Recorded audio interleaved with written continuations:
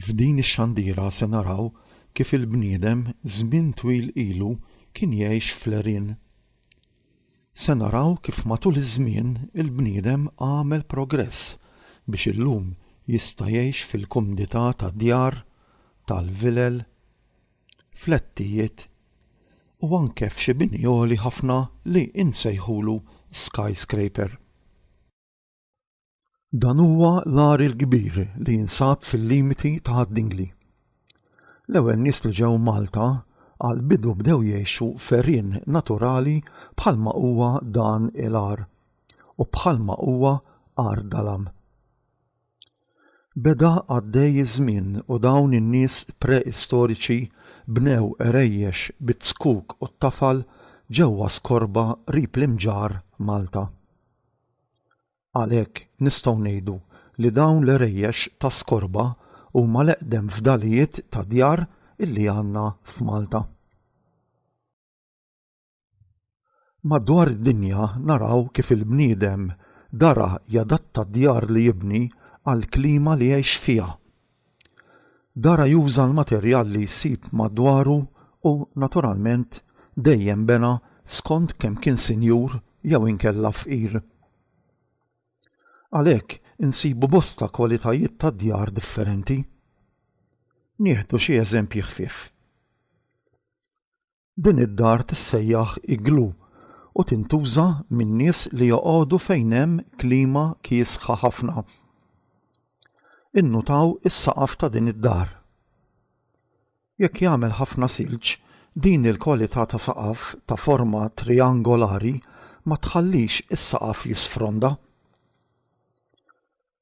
Mill-banda l-oħra, jekk jagħmel ħafna silġ hawn Malta, bosta mis-soqfa ċatti tagħna ma jkunux jifilħu għat-toqol tas-silġ. Ninsabu ġewwa il-Kanada. Il-Kanada hemm ħafna foresti. Mis-siġar nieħdu l-injam, allura il-Kanadiżi jużaw ħafna l-injam fil-bini tad-djar tagħhom. Din hija dar lussuża. Meta nosservaw dar bħal din, naslu għal konklużjoni li hawnhekk żgur jgħixu nies li għandhom ħafna flus. Mill-banda l-oħra f'dawn id-djar jekk tista' ssejħilhom djar, żgur li joqogħdu nies foqra ħafna. Dar hija post ta' kenn għal bniedem. Jekk nagħtu ħarsa sew madwarna, ninnutaw kemm hawn postijiet ta' kenn. Diġà semmejna l-għerien bħala post ta' kenn użat mill-bniedem. Din hija girna. Għadna nistgħu naraw il-giren l-iktar lejn in-naħat tat-tramuntana ta' Malta. Il-bdiewa kienu jużaw il-giren biex fihom iżommu l-għodda tar-raba u biex fihom jalfu lill-bejjem tagħhom. Dan huwa razzett.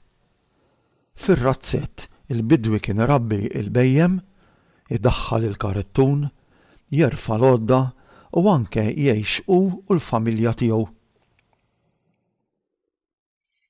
Illum għandna dawk li jissejħu converted farmhouses, jiġifieri irtsiset li ġew irranġati biex fihom jgħixu n-nies għall-kwiet tal-kampanja.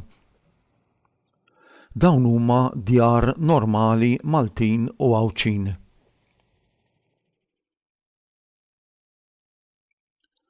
Fl-istampa jidher qasam tad-djar jew housing estate. Hawnhekk insibu bosta djar u flettijiet mibnija bi pjan qrib xulxin. Dawn huma flettijiet. Flettijiet huma djar mibnija fuq xulxin. Hekk fuq biċċa art waħda ikunu jistgħu joqogħdu ħafna familji differenti. Ninnutaw kif il-flett ta' fuq nett jissejjaħ penthouse. Mill-penthouse normalment tkun tista' tgawdi xena sabiħa jew tal-kampanja jew tal-baħar. Tajjeb wieħed iżomm f'moħħu li meta ngħixu fi flett irridu noqogħdu attenti ħafna li ma nagħmlux storbju li bih indejqu lin-nies li joqogħdu taħtna li joqogħdu fuqna jew li joqogħdu fil-flettijiet ta' ma' ġembna. U din hija villa maqtuwa għaliha waħedha. Dawn nistgħu nsejħulhom skyscrapers li mhuma xejn għajr blokkijiet ta' flettijiet għoljin ħafna. Ninnutaw kif villa tokkupa biċċa art kbira biex timbena fuqha, imma skyscraper timbena fuq biċċa art relattivament żgħira. U propju dan hu wieħed mill-vantaġġi l-kbar tal-skyscraper. Ħafna nies jistgħu jgħixu komdi fuq roqgħa art tassew żgħira. Dawn il-boċċi tal-ġebel instabu ġewwa t-tempji megalitiċi ta' Ħaltarxin.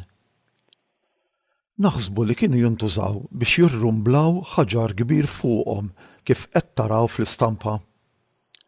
Bħalma rajna il-bniedem għamel progress biex illum juża t-trakkijiet biex iġorr il-ġebel minn post tal-ieħor u juża l-krejnijiet biex jerfa' l-ġebel u materjal tqil ieħor. Il-progress nosservawh meta nqabblu xi bini antik bħal dan ir-razzett li hu mibni sular wieħed ma' bini għoli bħal dan li mingħajr il-krejnijiet ma kienx ikun possibbli li jinbena. Tajjeb li nesploraw xi materjal li jintuża fil-bini tad-djar tagħna llum. Dan il-ħajt huwa mibni mill-ġebel tal-Franka. Il-ġebel jinqata' mill-barrieri. Dan is-saqaf huwa tal-konkos. Fil-konkos insibu taħlita ta' żrar, ramel, siment u xibka tal-ħadid biex tagħti s-saħħa lill-istess saqaf. Dawn il-bibien, it-twieqi u l-galleriji huma maħduma mill-injam. F'Malta m'għandniex foresti biex naqtaw is-siġar minnhom, allura l-injam nimpurtawh, jiġifieri nixtruh minn barra minn Malta. Naraw kif il-bibien u t-twieqi tal-injam ikollhom bżonn jinżebgħu ta' spiss, speċjalment jekk ikunu fuq barra. Illum sirna nużaw ħafna l-aluminju. L-aluminju wkoll nimpurtawh minn barra minn Malta. Vantaġġ kbir tal-aluminju huwa li ma jsaddax u ma jkollux bżonn iż-żeba'. Kemm fit-twieqi tal-injam kif ukoll f'dawk tal-aluminju jintuża l-ħġieġ li billi huwa trasparenti iħalli d-dawl jidħol fil-kmamar tagħna.